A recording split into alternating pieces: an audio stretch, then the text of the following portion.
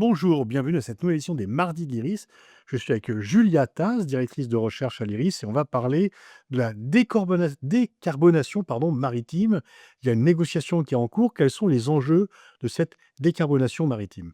Oui, en fait, ce qui est intéressant, c'est que, ces négociations qui peuvent paraître être assez niches, cristallisent à la fois, tout le contexte maritime, dont on va pouvoir, discuter ensuite, c'est-à-dire le renouveau de l'intérêt pour, les espaces maritimes et ça cristallise aussi la capacité de nuisance de l'administration Trump dans le multilatéralisme. Donc peut-être pour donner un peu de contexte, les négociations dont on parle, elles se tiennent à l'Organisation maritime internationale qui est une agence de l'ONU dont le siège est à Londres, au Royaume-Uni. Donc, ce qui plaît pas trop à Trump, si c'est l'ONU. Donc effectivement, d'une part, c'est une agence de l'ONU, donc techniquement, ça ne plaît pas à Trump.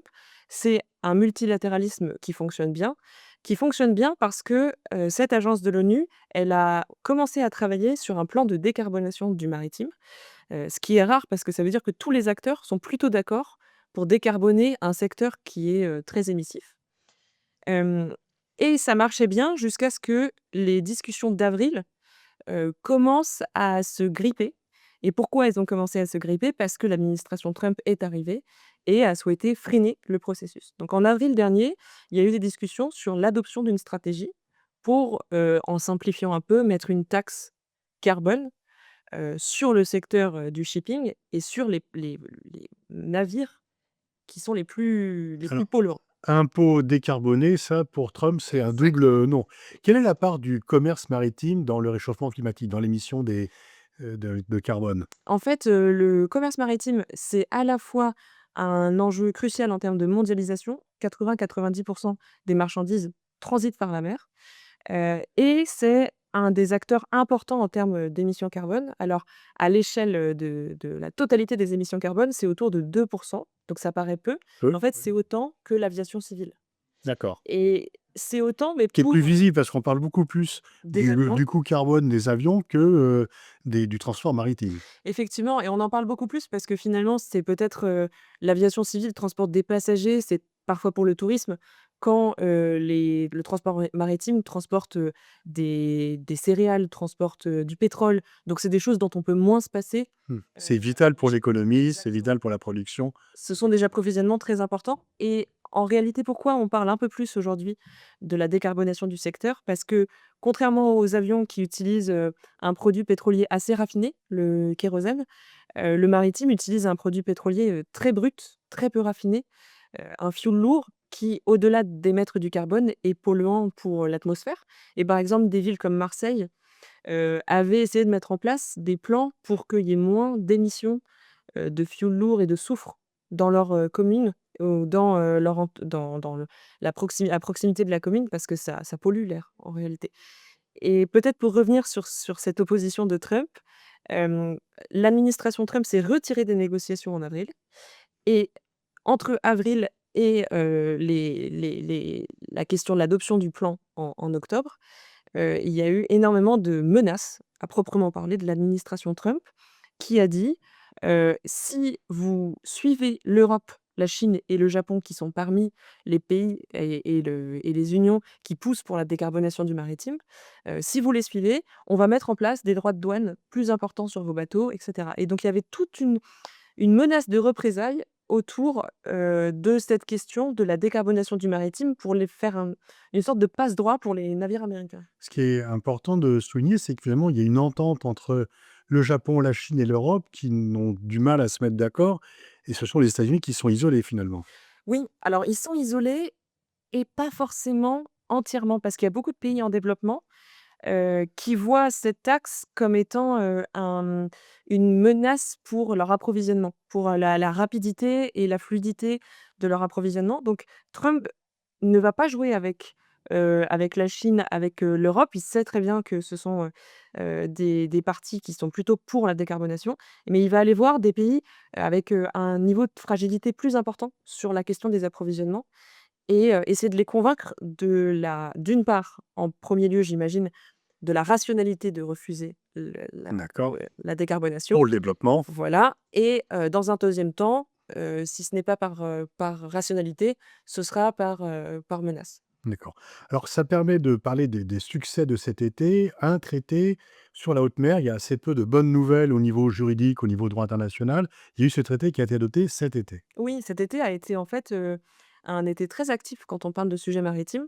Il y a eu donc la conférence de l'ONU sur, les océans à Nice, en France, en juin. Cette conférence, elle a permis de, lancer une dynamique de ratification du traité sur la haute mer. Et ce traité, il a été ratifié par 60 parties le 19 septembre dernier et c'est Que dit ce traité? ce traité, il vient s'ajouter à une convention qui est en fait la convention sur le droit de la mer, donc qui est le cadre juridique, général et il permet de réguler l'utilisation de la biodiversité en haute mer. On dit souvent que la haute mer, c'est un Far West, ce qui factuellement n'est pas vrai puisqu'il y a un cadre juridique, mais il vient rajouter une brique à ce cadre juridique pour, contraindre certains secteurs à Mais les États-Unis sont restés en dehors, j'imagine. les États-Unis sont restés en dehors parce que de toute façon, ils n'ont pas ratifié la convention, donc le cadre général. Ils font Le partie Pentagone. des quelques pays qui n'ont pas signé cette conven qui n'ont pas ratifié cette convention. Il y a aussi un traité sur le plastique, sur lequel il y a eu un échec. Là, effectivement, donc il y a eu un succès avec, le traité sur la haute mer, un succès avec la conférence organisée à Nice et ensuite, quelques donc je dirais pas l'échec, mais en tout cas la fébrilité autour de la décarbonation dont on parlait et l'échec des négociations sur le plastique.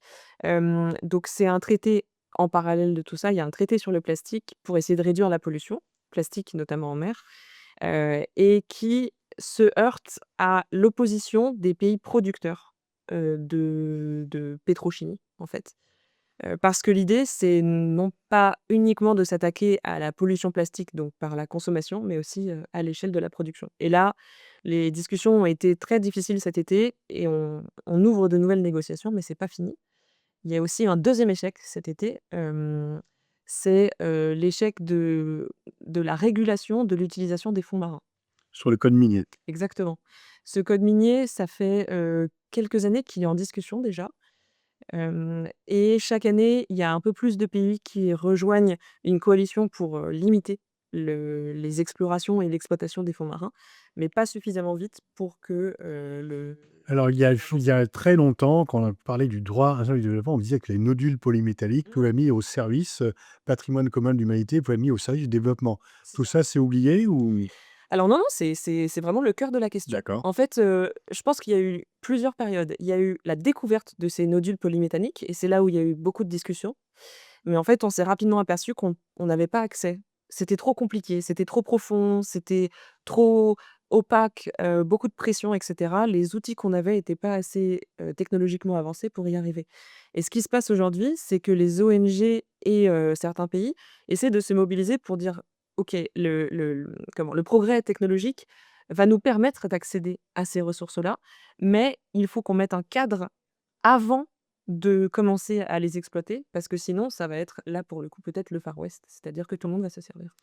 Grosso modo, est-ce qu'il y a des inquiétudes à avoir sur le sort de la mer? On sait quand même que c'est pour la préservation de l'environnement, c'est un cadre majeur. Est-ce que les attaques, la négation du droit, les appétits, industriels, risquent de mettre en danger, ce patrimoine? Je bah, jusqu'à cet été, j'aurais été plutôt positive parce qu'il y a vraiment eu de belles avancées à Nice, il y a eu cette ratification du traité sur la haute mer. Donc il y a quand même des on va dire que les pays qui se mobilisent au sein des enceintes multilatérales sont vraiment, hem, des moteurs du multilatéralisme. Mais depuis que ce qu'on observe, c'est quand même une petite obsession de Trump pour, les approvisionnements stratégiques et pour, le commerce maritime, je suis un peu moins optimiste parce qu'il a une capacité à freiner les dispositions, onusiennes qui est quand même, assez matériellement assez concrète, et typiquement il y a pas longtemps, il y a une expression qui est sortie aux États-Unis, donc je vais la dire en anglais et je vais essayer de la traduire ensuite, mais qui est assez intéressante, qui pour moi, illustre bien cette importance du maritime pour Trump.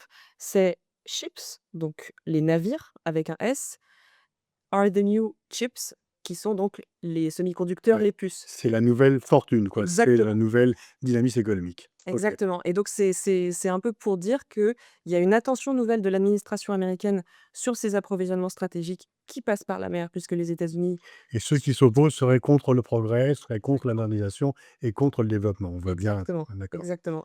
Merci Julia pour, cet éclairage sur, l'avenir de la mer.